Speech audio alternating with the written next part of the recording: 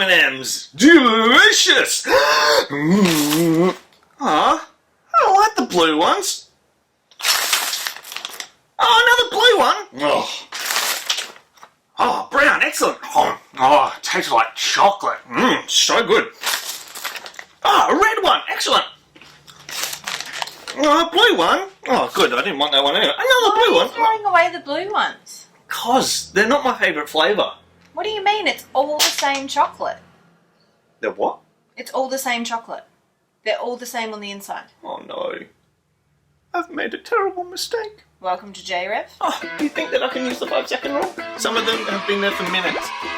Hey JRev! Hey, how you doing? JRev is not sponsored by M&M's. No, the M&M's are delicious. They're very good. Do you agree now that they're all the same? Yeah, they do taste the same, even the blue ones. I have a question. Yes. You ever been in a sports team before? I have. What kind of sports team? I played T-ball. And I played little kids hockey called Minky. Wow. Yeah. What was that like? It was fun. I mean, T-ball, I had to tuck my track pants into my socks that were pulled up really high, so but I'm not very coordinated, so having the ball on the stand was really helpful because then I could just hit it and it'd be alright. But I got really tired, so I didn't really make it all the way around the diamond, so yeah. I've played a lot of basketball. Oh yeah? Was that fun? Now, do you know how it's easy to tell that I've played a lot of basketball? How? Okay, normally I wouldn't suggest for the guys at home that they look at my rude finger. But I want to show you guys my rude finger. Oh, that's rude. Can you see that my middle finger is not straight? Oh, that's crooked See ass. how it goes boop? What is going on there? And the other one is actually the same. Boop. Why? I've dislocated the tops of both of my rude fingers. Oh, you mean your fingers popped out of their bones? Yeah, just the top bit. Oh. Just this part here, the top. Can we stop talking about that because I've eaten a lot of M&M's and now I'm feeling sick. It was like that, and I just whacked it against my leg. They're fine now, they work. Oh, good. See, I can reach in and get M&M. Oh, that's good. Bye. Bye. Alright JRev, guess what? It's time for Being Boozled. Now, I don't know if you've seen me do this before, but it's a lot of fun because you don't know what you're going to get flavour-wise. So I've got the game here all ready to go. So what I'm going to do is I'm going to spin the wheel and then I'm going to pick out the colour and then I'm going to get you to guess what you think it's going to be, alright? Let's go. Alright. Here we go. You ready? Let's go. Oh, okay, so buttered egg, buttered popcorn or rotten egg, that sounds disgusting. I need to find a yellow one. Here we go. All right, so JRev, if you think that it is a buttered popcorn, I want you to put your hands up in the air. And if you think that it is rotten egg, I want you to put your hands on your head. All right, ready? 3, 2, 1.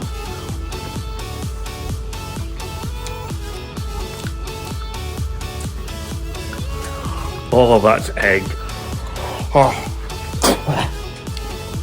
I'm outside, it's okay. Alright, okay. That was disgusting. Let's try another one. Let's go. I'm going to spin and... Oh, there we go. Birthday cake. Oh, you can't see it. I'll just tell you. Birthday cake or dirty dishwasher. Oh, have you got a dirty dishwasher at home? Does it stink? Because I have a feeling that that's what my mouth is about to smell like. Let's see. I need a white one with some kind of... curly dots, can you see that? Ugh. So, again, if you think that it is birthday cake, put your hands up. If you think that it is dirty dishwasher, I want you to put your hands on your head. Okay, in 3, 2, 1.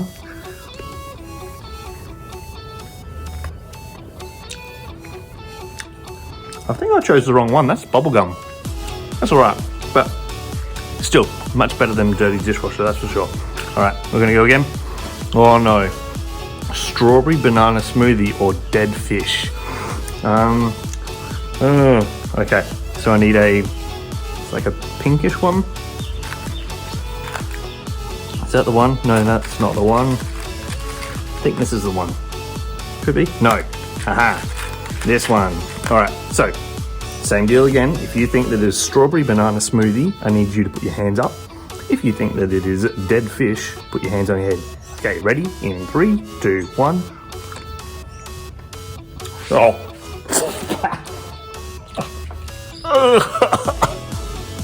Oh, that is about the deadest fish that I've ever tasted. Well, it's probably a good idea that you're eating dead fish rather than live, right? But that is really rotten and gross. Okay, one more for good luck. Here we go. Oh, toasted marshmallow or stink bug. Have you ever, smelt a stink bug? We used to poke them with sticks when I was little. You probably shouldn't do that because they spray smell all over you. All right, so I need something that looks like it's actually earwax. Here we go. All right, so hands up if you think it's toasted marshmallow, or hands on heads if you think it is stink bug. All right, in 3, 2, 1. Toasted marshmallow. All right, well, I think now, as the last thing, I'm just going to put all of them in my mouth and see what kind of lovely flavors we can have here. All right, enjoy.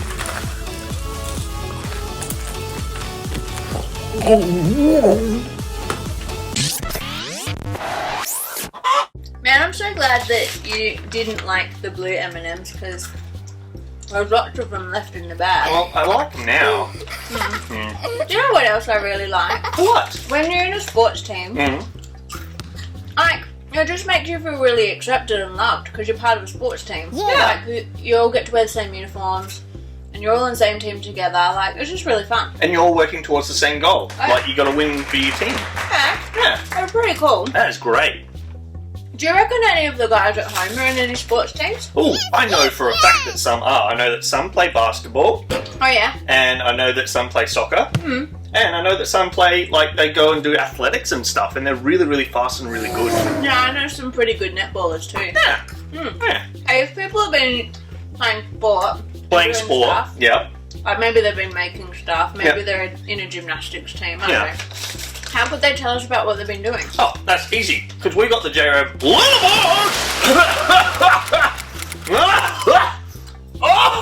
What's going on? Sorry, M&M went down the wrong way. But, guys, if you've been doing anything at all, we've got this thing called the JRev letterbox, and we've got an address that if you've got a grown-up's help, you can send whatever you've been doing into this address, and we can hopefully have it here on the show. Yeah. Okay, bye. But,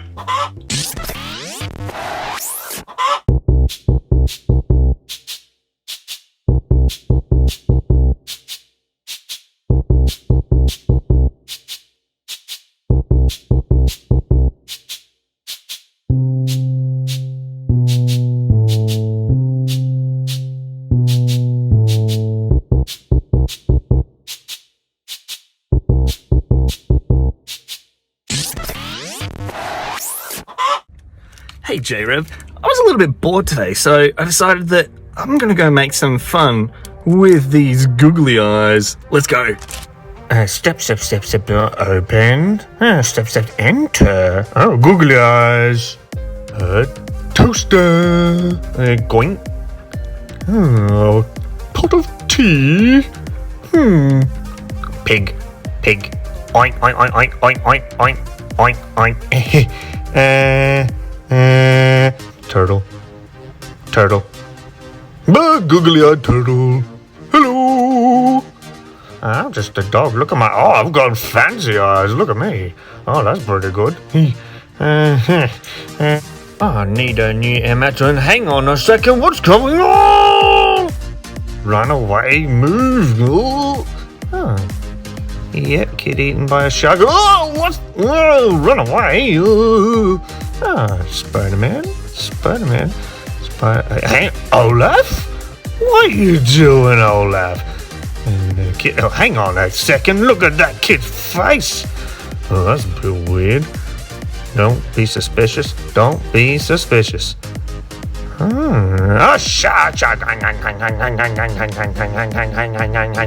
Unicorn. Oh, unicorns.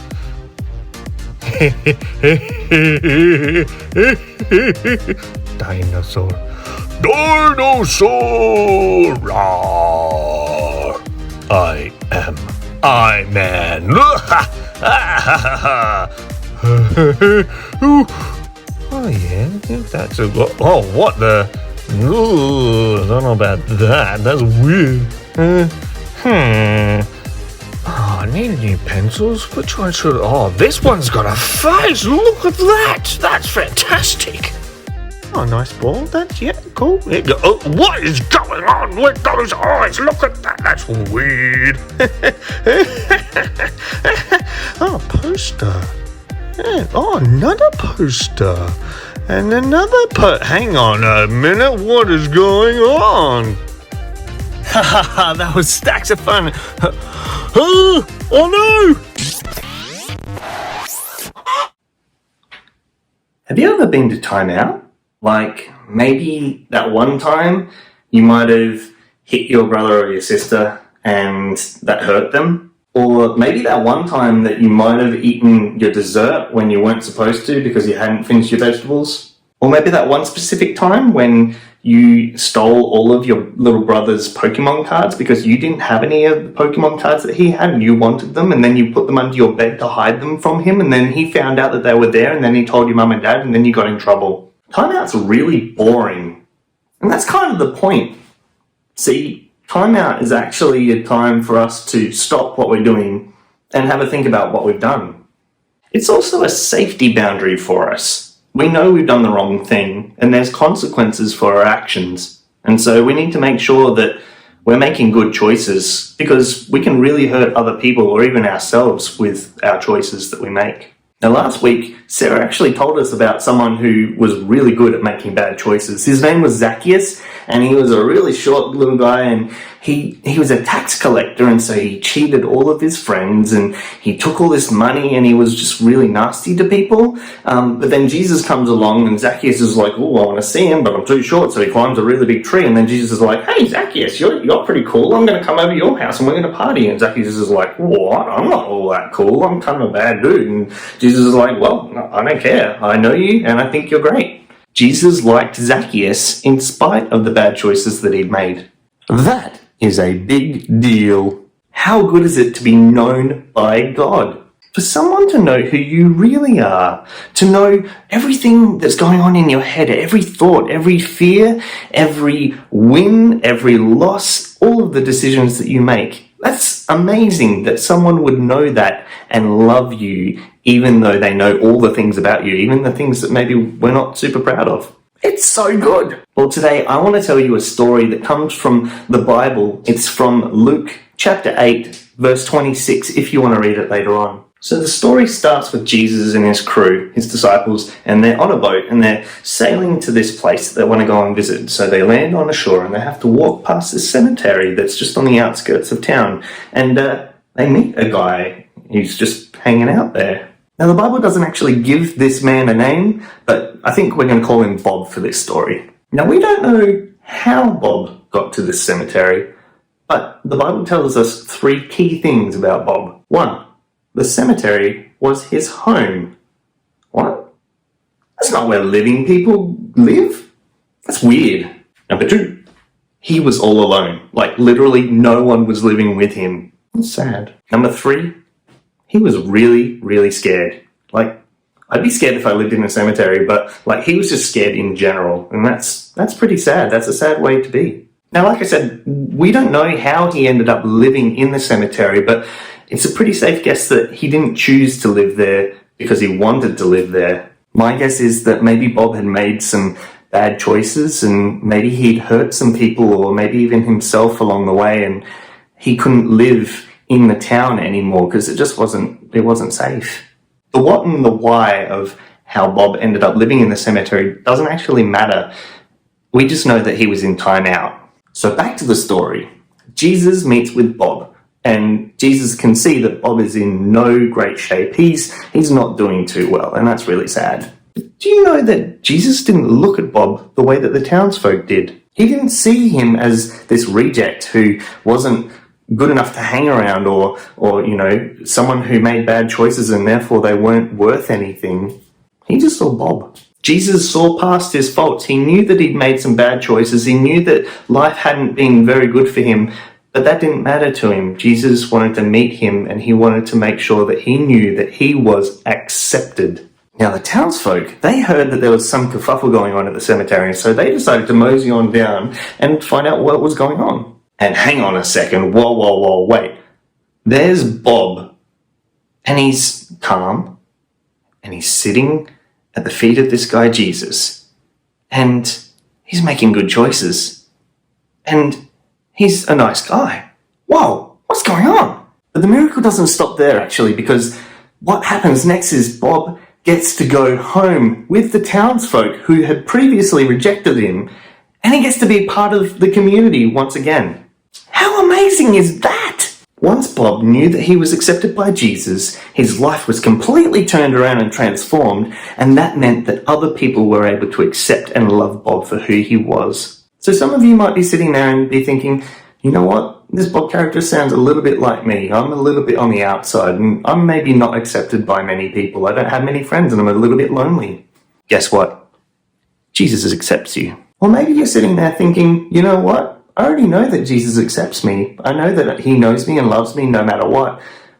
Well, then your job is to be like Jesus to the Bobs of this world, to the people who don't have anyone to accept them. You should probably be showing them Jesus' love as well. So if you only remember one thing from today, I want it to be this. You are accepted. God accepts you.